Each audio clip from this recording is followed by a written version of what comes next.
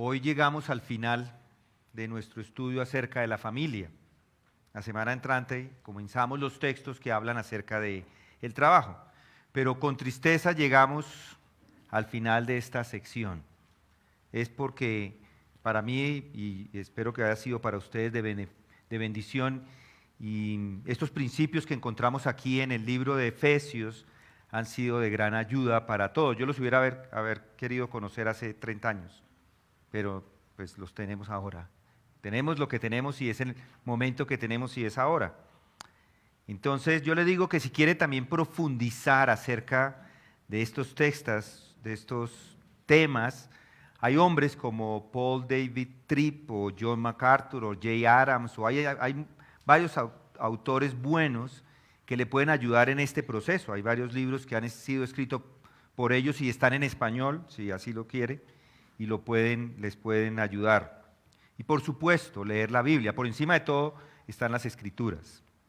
No deje, entonces, por su desconocimiento, o no por su desconocimiento, mejor cometa errores en el matrimonio o en la crianza de sus hijos. Hay herramientas que le pueden ayudar a entender y a poner en práctica estos principios, especialmente los principios del tema de la familia que hemos venido tratando.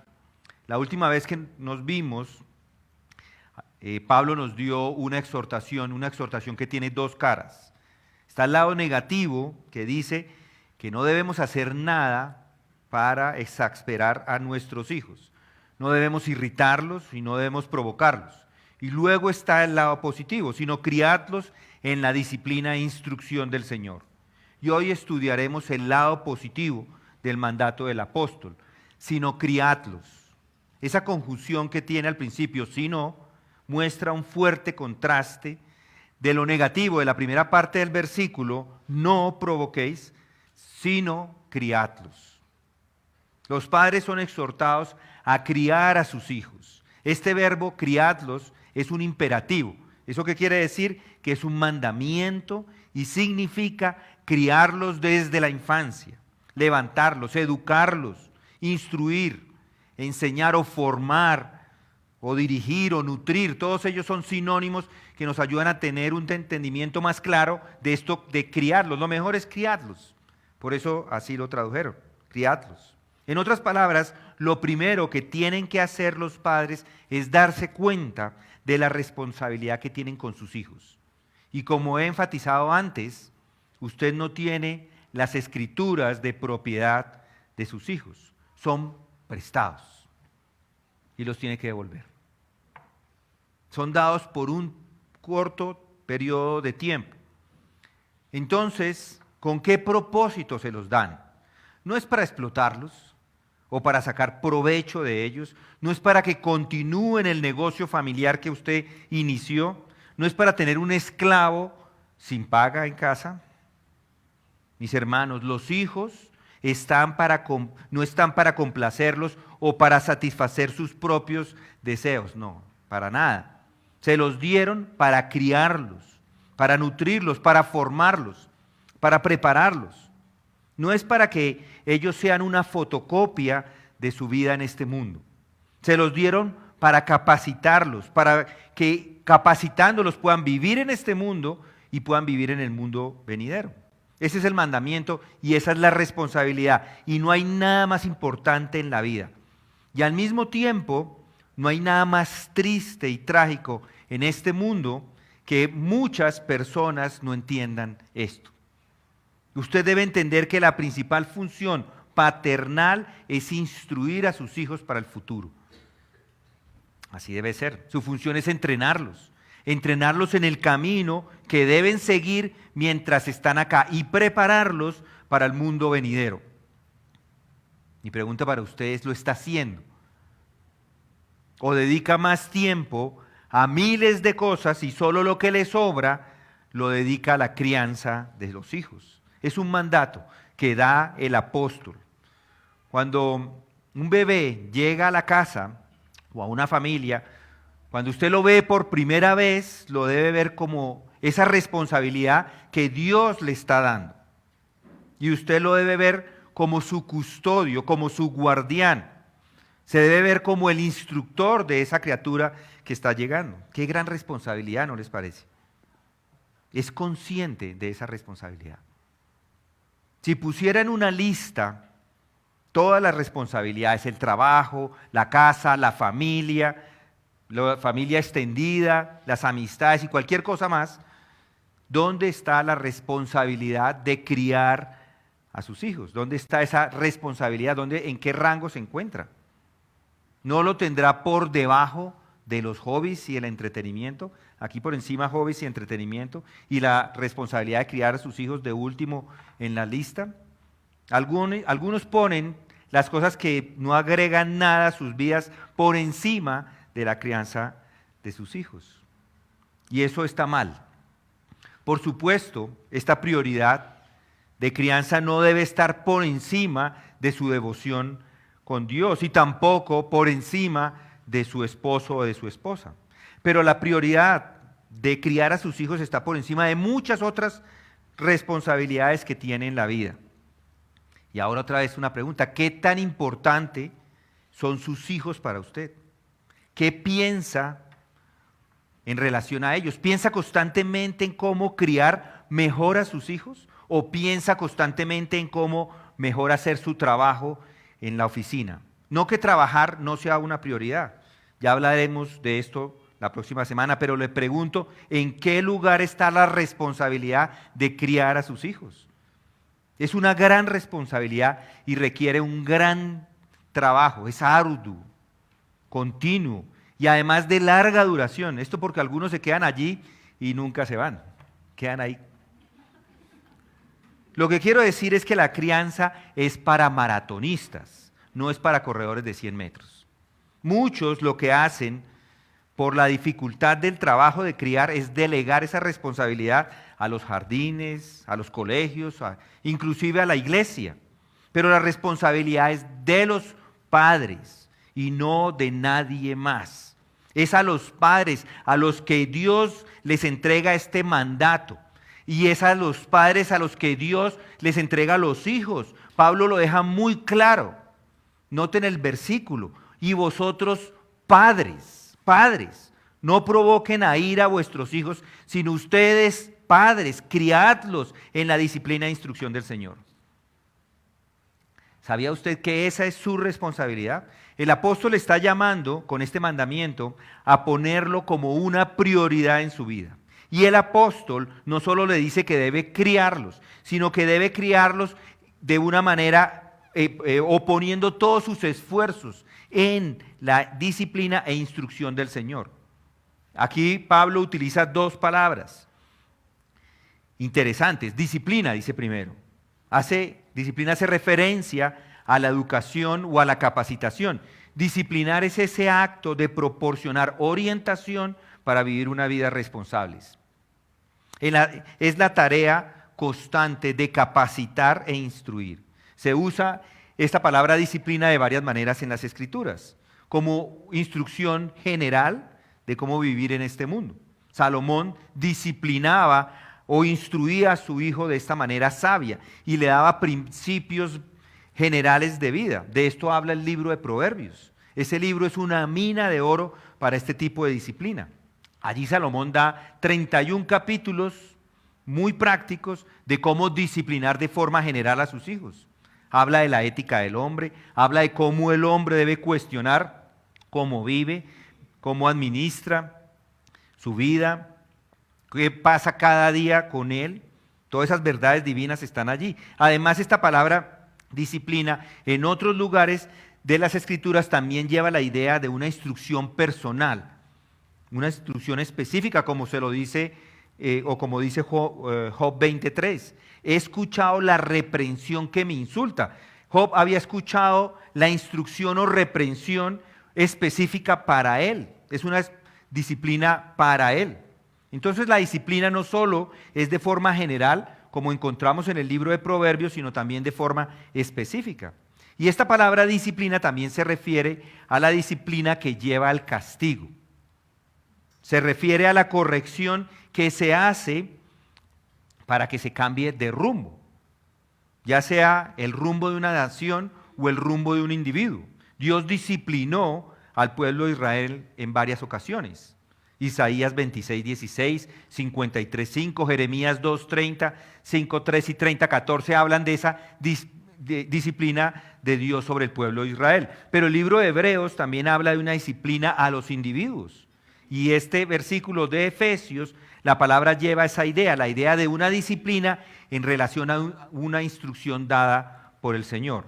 Noten otra vez, en la disciplina e instrucción del Señor, y hoy veremos lo que significa esto en unos minutos. La segunda palabra es instrucción o amonestación en la Reina Valera, y esto lleva al sentido de ejercer influencia sobre la mente de una persona.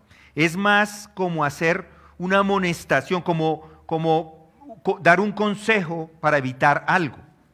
Es un consejo para que cese el curso inadecuado de una conducta inapropiada. En el contexto de Efesios, la palabra instrucción o amonestación se usa para hacer esa corrección por parte del Señor. Y la palabra, yo creo que en la Reina Valera está mejor traducida, amonestación. Amonestación me parece que resalta mejor o tiene un matiz mejor a la corrección con palabras. Sin embargo, las traducciones, instrucción o amonestación, cualquiera de las dos palabras llevan esta idea. Entonces, el versículo 4 tenemos, noten, disciplina e instrucción, que también parecerían redundantes. Pero Pablo no usa palabras de más para llenar un cuaderno. Es una palabra necesaria allí. La palabra disciplina, que también encontramos en Hebreos 12, del 5 al 11, que allí también se traduce como disciplina, lleva esa idea de instrucción con corrección. Y amonestación o instrucción lleva la idea de una instrucción positiva. Muchas personas piensan que cuando se habla de disciplina o amonestación, en la crianza únicamente se está hablando de un castigo corporal.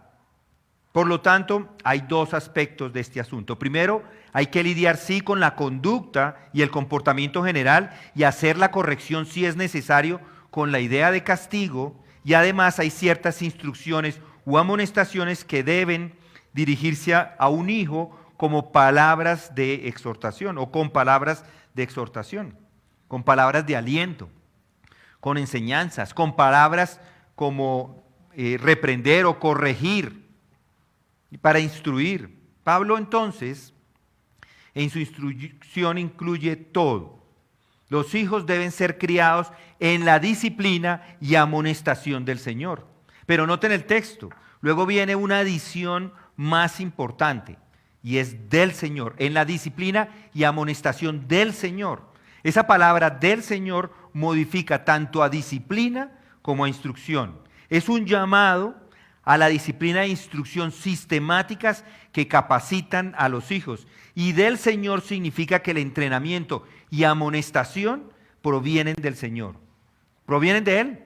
De Él encontramos esa instrucción, esa amonestación, esa disciplina. Pero los padres son los instrumentos que Dios ha puesto en este mundo para llevar a cabo ese mandamiento que está dando el Padre. Los padres son los agentes del Señor. ¿Y cómo se hace esto?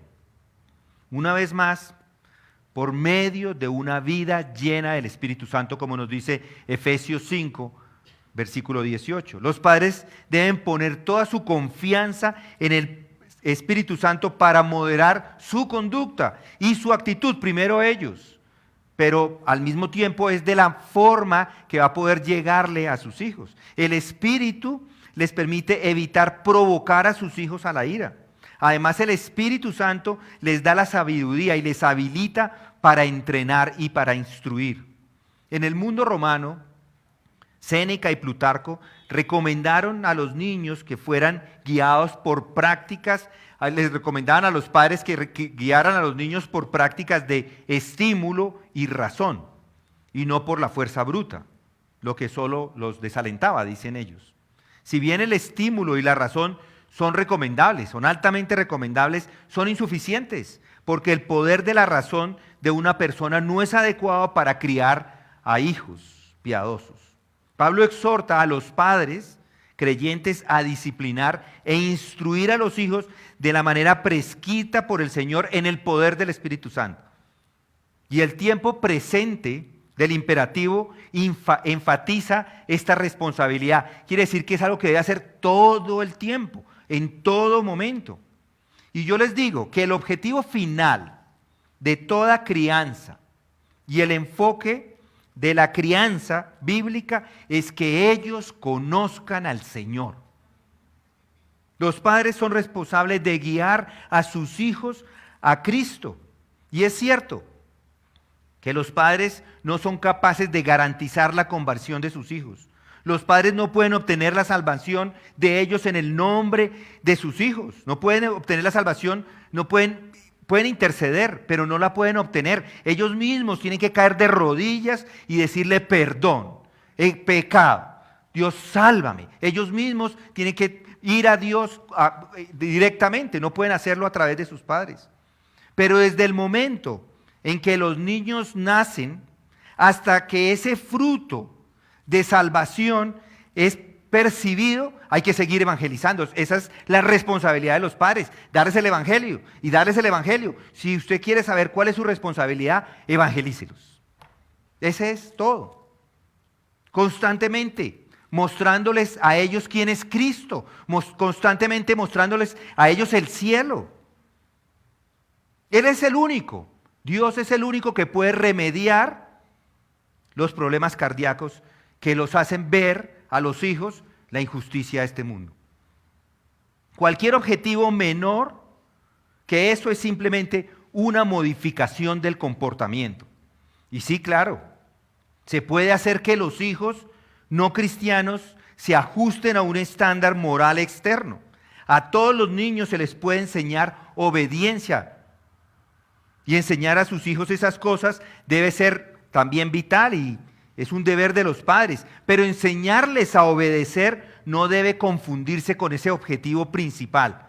No solo enseña a sus hijos el autocontrol externo, enséñeles a entender las tentaciones, a resistir las tentaciones. No solo les enseñe modales, enséñeles por qué el orgullo es pecaminoso, por qué la codicia, la lujuria y el egoísmo deshonran a Dios.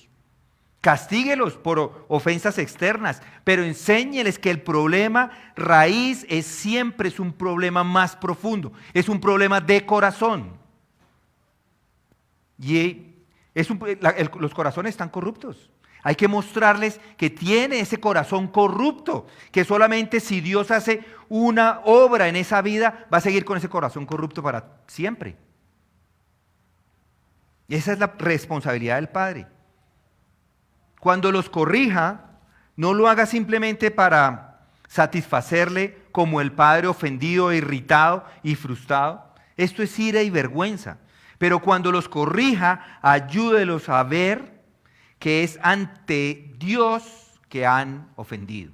Es a Dios al que ofenden cuando pecan. Y enséñeles que Él ofrece a través de Jesucristo la restauración. Segunda de Corintios 5:20, por tanto, ustedes son embajadores de Cristo, como si Dios rogara por medio de ustedes. Es en el nombre de Cristo que os ruegan. Reconcíliense con Dios, reconciliados con Dios, dice el texto de 2 de Corintios. No permita que pasen un día más sin haber entregado su vida. Esto implica enseñarles todo el consejo de Dios. Implica enseñar doctrina para reprender, para corregir, para instruir en justicia, como dice Pablo en 2 de Timoteo 3:16. Porque al final el enfoque es la redención. El enfoque no es el comportamiento, el enfoque es que sean salvos. No ha logrado mucho si simplemente enseña a sus hijos no regenerados a ajustarse a un estándar de comportamiento. Un cambio en el comportamiento que no se deriva de un cambio en el corazón no sirve para nada. Al final no es de mucho valor. La preocupación principal de los padres debe ser cómo criarlos en el conocimiento del Señor Jesucristo como su Señor y como su Salvador. Todo lo demás es secundario. Todos los demás comportamientos pasan a un segundo plano. La tarea particular A lo que todos los padres cristianos están llamados es a que conozcan el Señor. Eso no solamente es su tarea suprema, debe ser su mayor deseo, su ambición por sus hijos. Su deseo debe ser que lleguen a conocer al Señor Jesucristo como su Salvador, como su Señor. Y ahora mi pregunta para ustedes, ¿es esa su principal ambición por sus hijos? Eso viene primero en todas las prioridades, que lleguen a conocer a aquel a quien al conocerle les dará vida eterna. Esa es en la disciplina e instrucción del Señor. Y debo repetir que la crianza a los hijos en la disciplina e instrucción del Señor es algo que debe hacerse en el hogar y por los padres. Ese es el énfasis por todas las Escrituras. No hay algo, esto no se debe entregar a una responsabilidad de un tercero, de la escuela, o por muy buena que sea en la escuela. Es el deber de los padres, es su principal deber y es el deber más esencial de todos. Es su responsabilidad y no debe entregar esa responsabilidad a otro. Y hago hincapié en esto porque ustedes mismos se han dado cuenta de lo que está sucediendo hoy en el mundo. ¿Y por qué sucede? Porque han entregado esa responsabilidad a otros, cuando la responsabilidad es de cada uno de los padres. Es algo muy serio, es un asunto serio. No hay influencia más importante en la vida de un hijo que la influencia del hogar. El hogar es la unidad fundamental de una sociedad. Los hijos nacen en un hogar, nacen en una familia. Ese es el círculo principal de influencia para los hijos, para sus vidas. De eso no hay duda. Y es la enseñanza que tenemos en las Escrituras por todas partes. Y es cuando se involucran ideas contrarias, cuando las sociedades presionan a sus hijos, cuando se comienza a deteriorar el sistema de valores cristiano, que finalmente esas sociedades se desintegran. Por lo tanto, se convierte en un asunto cristiano a considerar o a reconsiderar muy cuidadosamente cómo estoy criando a mis hijos. ¿En qué tipo de colegio los voy a mandar? ¿Es escuela en casa? ¿Es un colegio cristiano? Piense que en donde los ponga, ellos van a pasar allí la mitad del tiempo. La otra mitad en casa, pero allá van a pasar la mitad del tiempo. Y estos lugares son una influencia tremenda en sus hijos. No digo que la escuela en casa sea el único lugar en donde los puede tener, pero si envía a sus hijos afuera, debe ser proactivo en criarles en la disciplina e instrucción del Señor. Lo que quiero decir es que la enseñanza de la Escritura es prioridad y debe ser prioridad para ustedes en la instrucción de esa alma de su hijo. Siempre debe tener esta consideración primordial. ¿Es esto tan delicado? Y debe tener cuidado si lo envía a un colegio católico, porque la enseñanza es contraria a las Escrituras. He escuchado de varios que les llevan allá porque son más morales que otros colegios. Y eso lo que hace es que al final multiplica su labor, su trabajo lo multiplica por 2. Porque sí, están enseñando moralidad, pero ahora usted tiene que corregir que no es por moralidad, no es con comportamiento, es de corazón que tiene que obedecer. Igual es delicado si envía a un colegio sin creencias, porque va a luchar en contra del ateísmo allí.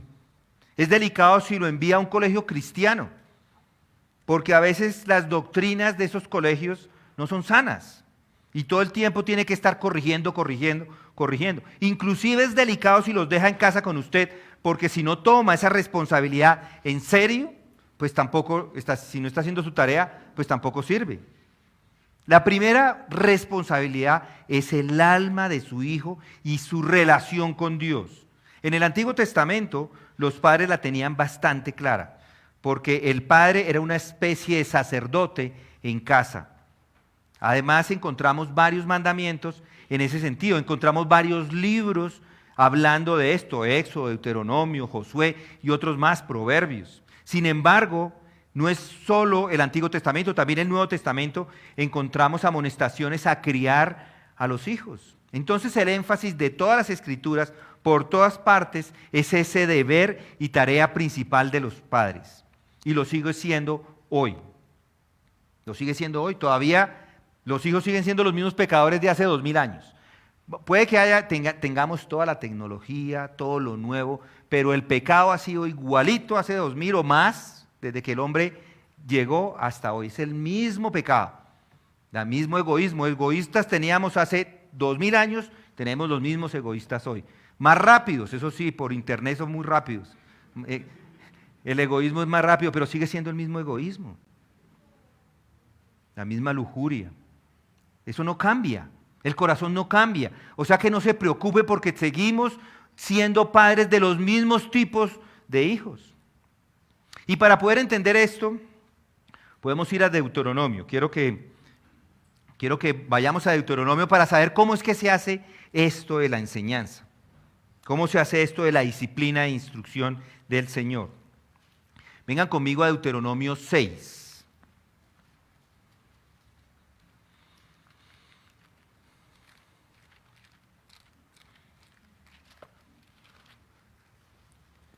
Allí en Deuteronomio 6, versículo 6, noten estas palabras. Y estas palabras que yo te mando hoy estarán sobre tu corazón, y diligentemente las enseñarás a tus hijos, y hablarás de ellas cuando te sientes en tu casa, cuando andes por el camino, cuando te acuestes y cuando te levantes.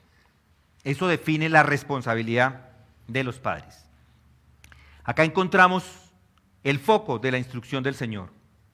Estas palabras estarán sobre tu corazón, dicen. Los propios padres tienen que tener esas palabras. Aquellos que tienen corazones fríos y no conocen la palabra de Dios no pueden pastorear adecuadamente los corazones de sus propios hijos. Porque las palabras no están sobre su corazón, como dice Deuteronomio 6. Ahora note la belleza del contexto de este mandamiento. Acá se establece toda la responsabilidad de los padres. Noten el versículo 4. Escucha, oh Israel, el Señor es nuestro Dios, el Señor uno es. Aquí está la primera tarea de los padres. Acá está lo que muchos de ustedes están esperando. ¿Querían hacer una lista? Aquí está la primera. Enséñeles a sus hijos acerca de Dios. ¿Cómo los cría en la disciplina e instrucción del Señor? Enséñeles a sus hijos acerca de Dios. Escucha, oh Israel, el Señor es nuestro Dios, el Señor uno es. Esto es un atributo de Dios. Él es único, es solo un Dios. Debe enseñarle entonces los atributos de Dios a sus hijos. Noten cómo Dios se lo pide a Josué. Vengan conmigo a Josué 4.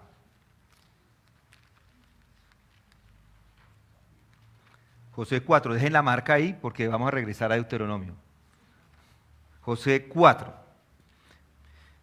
Josué acaba de pasar el río por tierra seca. Y para que los hijos recuerden el poder de Dios, Dios les da estas palabras. Dice, y sucedió que cuando todo el pueblo acabó de pasar el Jordán, el Señor habló a Josué diciendo, escoged 12 hombres del pueblo, uno de cada tribu, y ordenadles diciendo, tomad 12 piedras de aquí, de en medio del Jordán, del lugar donde los pies de los sacerdotes están firmes, y llevadlas con vosotros y colocadlas en alojamiento donde habéis de pasar la noche. Llamó pues Josué a los 12 hombres que habían señalado de entre los hijos de Israel, uno de cada tribu. Y Josué les dijo, pasad delante del arca del Señor vuestro Dios al medio del Jordán, y alce cada uno una piedra sobre su hombro, de acuerdo con el número de las tribus de los hijos de Israel. Sea esto una señal entre vosotros, y más tarde, cuando vuestros hijos pregunten diciendo, ¿qué significan estas piedras para vosotros? Les diréis, es que las aguas del Jordán quedaron cortadas delante del arca del pacto del Señor. Cuando esto pasó al Jordán, las aguas del Jordán quedaron cortadas. Así que estas piedras servirán como recuerdo a los hijos de Israel para siempre. Esto es enseñar quién es Dios. Este era el momento de enseñar que Dios es omnipotente. Dios cogió esas aguas y las abrió. Las abrió y ellos pasaron por tierra seca. Eso no lo puede hacer sino un Dios poderoso. Eso fue lo que sucedió. Entonces ellos cogen esas piedras y las ponen ahí para recordarles. Esas piedras están ahí, ese montecito de piedras, todas las veces que lo vean van a saber, Dios hizo eso, Dios es omnipotente, es poderosísimo, que puede hacer algo que nadie más puede hacer. Ahí están las piedras para recordarnos. Debe enseñarles también, por supuesto, acerca de la sabiduría de Dios, acerca del conocimiento de Dios, acerca del amor de Dios, acerca de la misericordia de Dios, acerca de la ira de Dios. Dios es un Dios que se airea en contra del pecado. El Dios odia el pecado y Dios odia al pecador. A menos que tenga una reconciliación con Él, es que usted puede tener una vida que le dé, puede tener vida inclusive. No puede tener vida si no se ha reconciliado con Dios. Esto es enseñar acerca de Dios. Enseña la justicia, que Dios es justo, que Dios es amoroso, que Dios ha enviado a su Hijo unigénito a este mundo a rescatarlo de la maldad. Entonces hay que enseñar acerca de Dios, hay que enseñar del amor de Dios. Noten el Deuteronomio 6:5. Amarás al Señor tu Dios con todo tu corazón, con toda tu alma y con toda tu fuerza. El deber primordial del israelita era amar a Dios, amarlo dedicadamente, siendo leales a Él, al único Dios. Y es igual hoy. Debe enseñarles a amar a Dios. El amor es lo que sigue después de todas esas bendiciones que recibe de Él. Es simplemente un agradecimiento por lo que ha recibido de Él. Implica también temor, implica el servicio. Debe enseñarles que ese es el primer mandamiento, amar a Dios. Así como Jesucristo lo dijo en Mateo 22:37, Maestro, ¿cuál es el gran mandamiento? Le preguntaron a Él. Y Él dijo, amarás al Señor tu Dios con todo tu corazón, con toda tu alma y con toda tu mente. Ese es el grande y primer mandamiento. ¿Y eso qué quiere decir? Con todo tu corazón y con toda tu alma, implica con todo su ser, amarle. También debe enseñarles la palabra de Dios. Noten el versículo 6. Y estas palabras que yo te mando hoy estarán sobre tu corazón. Y diligentemente las enseñarás a tus hijos y hablarás de ellas cuando te sientes en tu casa y cuando andes por el camino, cuando te acuestes y cuando te levantes. Las palabras a las que se refiere son las palabras inspiradas de Dios. El pueblo debía conocer las palabras de Dios y meditar en ellas, porque ¿cómo enseña obediencia si no las conoce? Y no es un asunto legalismo, simplemente, sino una respuesta basada en entender la naturaleza de Dios. En la medida que usted entiende quién es Dios, en la medida que usted sabe quién es este Dios, qué atributos tiene, ahí mismo lo que puede hacer es volverse a Él en agradecimiento y en amor. La ley fue escrita en el corazón y es escrita en el corazón de los hijos de Dios una vez que han recibido la salvación. Jeremías 31:33, pondré mi ley dentro de ellos y sobre sus corazones la escribiré y yo seré su Dios y ellos serán mi pueblo. Nosotros nos encontramos después de este nuevo pacto.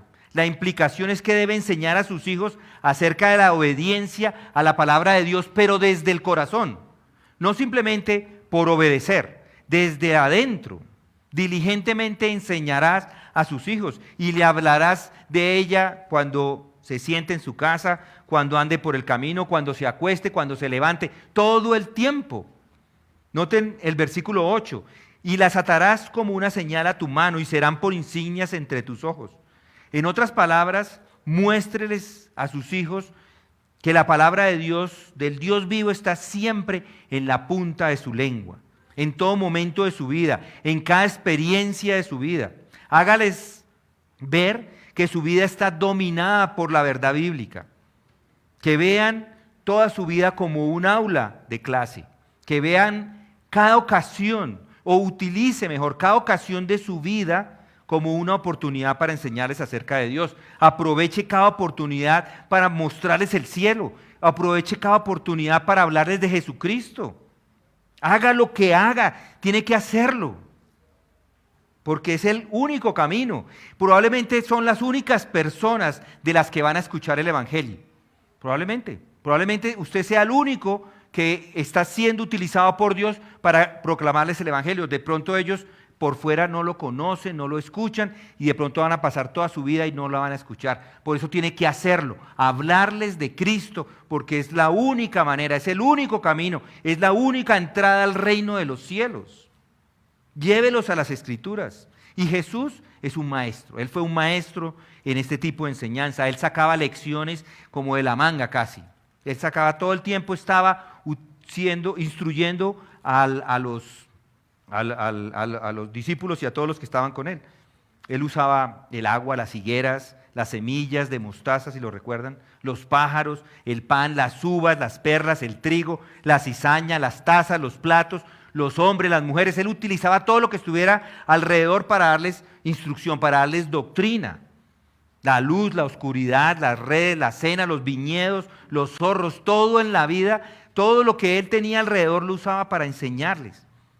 Y los padres están llamados a este estilo de enseñanza con sus hijos. Entonces, cada vez que vea una flor, cada vez que vea un árbol, así esté torcido, cada vez que vea el cielo, cada vez que llueve y cada vez que no llueve, todo el tiempo puede utilizar lo que está alrededor para enseñar a sus hijos. Todas las cosas hacen un aula bien equipada para enseñarles a sus hijos acerca de Dios. Y sirven para ser usados en la crianza. Preste atención al versículo 8 otra vez. Y las atarás como una señal en tu mano y serán por insignias entre tus ojos. Y esto es importante. Esto es una forma de decir que los padres deben mantener la palabra de Dios perpetuamente en sus mentes y siempre a mano. El versículo 9 dice, y las escribirás en los postes de tu casa y en tus puertas. En otras palabras, haga que la verdad bíblica sea una distinción en su hogar. Esas expresiones no están literalmente destinadas a mandarles a que usen filacterias. Eso es lo que hacen los judíos hoy. Se ponen una cajita aquí en la frente con 3 versículos o no sé cuántos allí. Y con eso están diciendo que la tienen en la frente. O en sus correas de cuero. O en los mesuzas, que son esos palitos que ponen en las puertas de las entradas, ¿sí los han visto? Que los tocan antes de entrar, con unos versículos bíblicos. Por el contrario, usted tiene la responsabilidad como padre de hacer que esas verdades estén constantemente en la boca, en su hogar, todo el tiempo. Así es. Y noten el texto, hay otra enseñanza, hay otra cosa que deben hacer los padres. Deben enseñarles a cada uno de los hijos a desconfiar del mundo alrededor.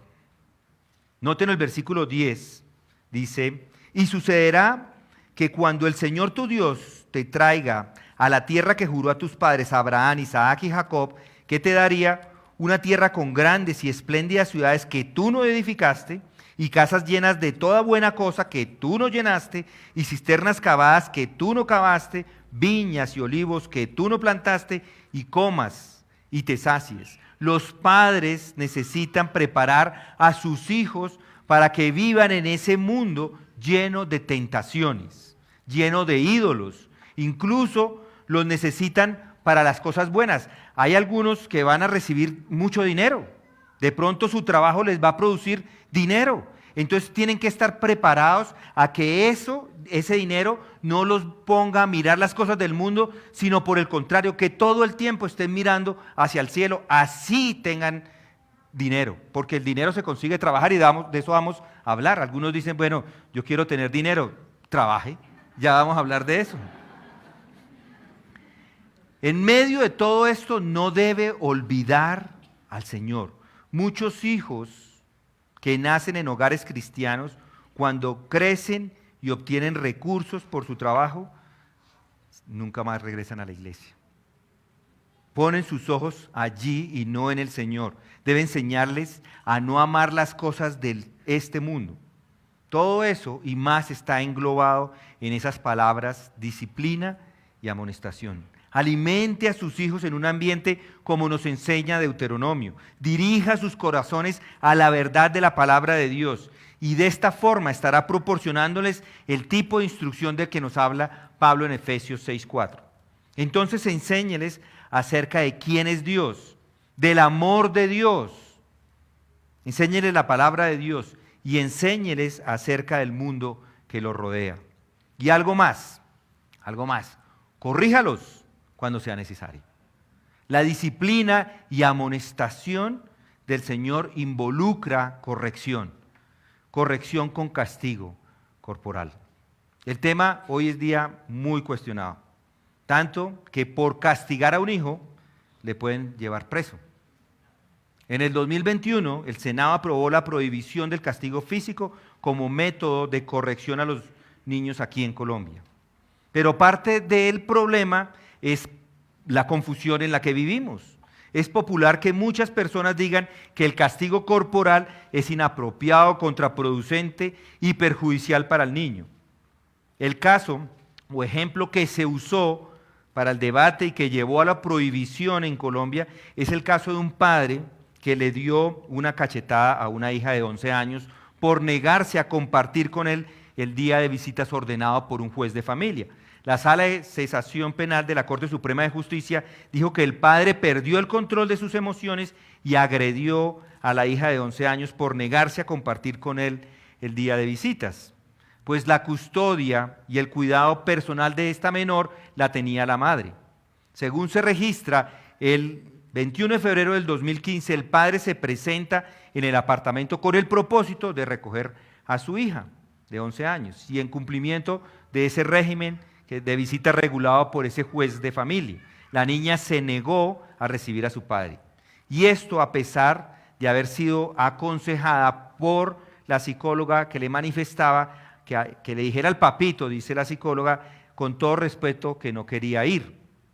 Tan pronto como arriba llega este hombre a recogerla, corrió la niña y se escondió en uno de los baños del apartamento encerrándose, gritando y manifestando que no quería irse con él. El padre insiste y la negación de la niña los llevó a unas recriminaciones mutuas. Cuando la niña, creyendo que su padre se había marchado, sale del baño y lo encuentra recostado en la cama, esperándola. Y en un forcejeo, el hombre abofetea a la niña. En respuesta, porque según él, dice, ella lo habría agredido. Pero noten algo, cómo se equiparan las nalgadas con bofetadas. Yo les digo que los sacudones, los golpes, los correazos, los puños no son lo mismo y no deben compararse con la vara de la disciplina, administrada con amor. Los opositores al castigo corporal a menudo citan estadísticas o encuestas que parecen respaldar lo que dicen, pero precisamente porque comienzan equiparando los actos brutales de violencia contra los niños en la disciplina corporal administrada inadecuadamente. Y es por eso que sus resultados son sesgados. Por supuesto, es algo cruel el castigo y la violencia bruta contra los niños. Es incorrecto hacerlo de esa forma, es contraproducente y antibíblico. Pero las Escrituras prescriben la vara de la disciplina como un aspecto necesario en la crianza de los hijos. Y la Escritura contradice rotundamente a aquellos que se oponen al castigo corporal. El que escatima la vara odia a su hijo, dice Salomón en Proverbios. Mas el que lo ama lo disciplina con diligencia. La necedad está ligada al corazón del niño. La vara de la disciplina lo alejará de él, Proverbios 22:15. Los castigarás con vara y librarás su alma del Seol, Proverbios 23:14. La Escritura misma prohíbe o prescribe disciplina corporal y advierte a los padres que no abandonen el uso de la vara. Estas opiniones de estos autoproclamados expertos que discrepan en la disciplina, al final, ¿qué importan? Primero están las Escrituras, siempre están en las Escrituras. Pero tenga en cuenta que la disciplina de los padres nunca debe lesionar a un niño. Nunca es necesario lastimar a sus hijos. Nunca azotarlos tan fuerte como para que el punto quede claro. Las nalgadas siempre deben administrarse en amor y nunca cuando el padre está en un ataque de ira. Ese tipo de disciplina es abusiva, incorrecta y perjudicial para el niño. Esto porque destruye ese ambiente de crianza e instrucción amorosa en el hogar que nos describe Pablo en Efesios 6:4. Además, las nalgadas no son la única manera ni el único tipo de disciplina que los padres pueden administrar. Hay muchas otras formas viables de castigar a los niños que en ocasiones se pueden utilizar además de la vara. Si el niño responde inmediatamente a una reprimenda verbal en una situación dada, pues no es probable que no necesite una nalgada. En otros castigos, como retirarle privilegios, también se pueden utilizar como alternativa ocasional a las nalgadas, si la situación así lo amerita. Gran parte de la disciplina de los padres debe ser totalmente positiva. Los padres pueden y deben proporcionar orientación a sus hijos recompensándolos por su comportamiento positivo, así como castigándolos cuando el comportamiento es incorrecto. Ambos lados son importantes. La motivación positiva es totalmente legítima y a menudo puede ser un medio eficaz para lograr que los hijos obedezcan. Noten lo que dice Éxodo 20:12. Allí hay una promesa que Dios mismo adjuntó al mandamiento y es una motivación positiva. Honra a tu padre y a tu madre para que tus días sean prolongados en la tierra que el Señor tu Dios te da. ¿Sí lo notaron? El mandamiento es reforzado con una promesa, no con una amenaza, si lo notan.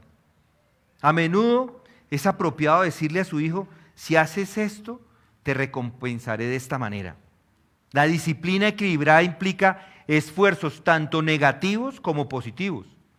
De hecho, podría resumir toda la disciplina diciendo lo que significa, y es dar respuesta apropiada por la conducta. Cuando la conducta es buena, se justifica una recompensa positiva. Cuando la conducta es mala, una recompensa negativa. Fácil, ¿no? ¿Física, esto, cuántica o qué? No es complicado.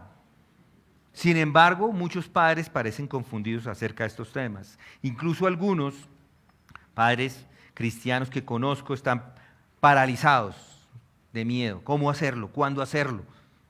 ¿Cuánto disciplinar a sus hijos? Pero lo que dice la Escritura es bastante simple y directo. Tiene un hijo depravado y necio. Si quiere que no sea tan necio, use la vara. Proverbios 22:15. La necedad está ligada al corazón. La vara de la disciplina lo alejará de él. En resumen, padres, no provoquéis a ira a vuestros hijos, sino criarlos en la disciplina e instrucción del Señor. Dios en su gracia nos ha abierto los ojos y nos ha despertado de una cosa tremenda en este mundo, ¿no les parece? Yo hubiera querido hacerlo, no lo hice en el tiempo que algunos de ustedes probablemente no lo hicieron, o otros ya lo hicieron o lo están haciendo. Con esto nos está animando el apóstol a que disciplinemos a nuestros hijos, que los criemos, que les enseñemos, que les mostremos a Cristo por encima de todo. Qué privilegio, ¿no les parece tener esa responsabilidad de criar a estas personas que Dios nos ha dado? De servir al Señor, de vivir para el Señor, de vivir para la alabanza y de la gloria de su gracia. Cualquiera que sea su trabajo, ya sea un trabajo de negocios, cualquiera que sea su profesión o trabajo manual, lo que tenga, lo que esté haciendo, haga todo para la gloria de Dios y de esta manera críe a sus hijos en la disciplina e instrucción del Señor. Vamos a orar. Padre, hoy venimos a agradecerte porque tu palabra es cortante, viva, eficaz, cortante y nos muestra en algunas ocasiones cuánto hemos errado, pero tú, por tu misericordia, tú nos ayudas en este caminar cristiano, ayudas a cada uno de los que aquí están. Todavía hay esperanza, Señor. Mientras los hijos nos conozcan, mientras nos tengan, mientras nosotros estemos firmes en la fe, sabemos que podemos ser utilizados como tu instrumento para llevar la salvación en algunas ocasiones, para educar, para formar a esos hijos que tú nos has prestado. Inclusive cuando ya no viven en casa, utiliza a cada uno de mis hermanos, darles la sabiduría, darles la inteligencia, darles las oportunidades para que puedan dar ese mensaje de esperanza, que puedan mostrarles el camino de la redención, que puedan darles por medio inclusive de su ejemplo cómo pueden venir a Cristo, Señor. Lo más importante, no hay nada más importante en este mundo que es que te conozcan a ti. Te pedimos esto en el nombre de Cristo Jesús. Amén.